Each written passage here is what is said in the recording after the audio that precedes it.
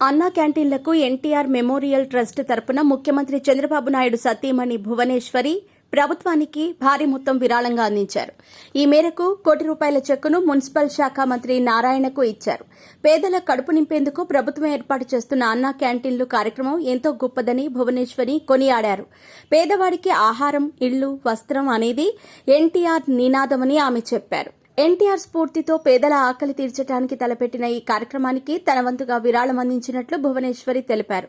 ₹5కే కడుపు నింపటం అనేది గొప్ప కార్యక్రమమని భువనేశ్వరి అన్నారు.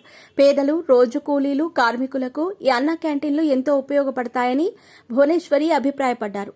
పేదల జీవన ప్రమాణాలు పెరిగేలా సంక్షేమ పథకాలు అందిస్తున్న ప్రభుత్వానికి ధన్యవాదాలు తెలిపారు.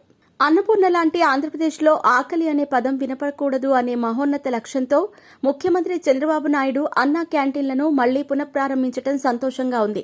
దేశానికి స్వాతంత్ర్యం వచ్చిన రోజునే అన్నా క్యాంటీన్లు మొదలు కావడం శుభ పరిణామం. పేదల ఆకలి తీర్చే ఈ మహత్తర కార్యక్రమం కోసం ఎన్టీఆర్ మెమోరియల్ ట్రస్ట్ తరపున ₹1,00,00,000 ఆంధ్రప్రదేశ్ ప్రభుత్వానికి విరాళంగా అందిస్తున్నాను. నిరుపేదల ఆకలి తీర్చే ఈ మహాయజ్ఞంలో మీ వంతు సహకారాన్ని అందించాలని విజ్ఞప్తి చేస్తున్నాను అంటూ ట్విట్టర్ వేదికగా నారా భువనేశ్వరి పేర్కొన్నారు. పేదల సేవలో మరిన్ని మంచి కార్యక్రమాలు ప్రభుత్వం చేపట్టాలని భువనేశ్వరి ఆకాంక్షించారు. కాగా ఆగస్టు 15న స్వాతంత్ర్య దినోత్సవం సందర్భంగా తొలి విడతగా 100 క్యాంటీన్లు అందుబాటులోకి తీసుకురానుంది ఏపీ సర్కార్. తొలి విడతలో 17 జిల్లాల్లో 100 అన్నా క్యాంటీన్లను ప్రభుత్వం ప్రారంభించనుంది.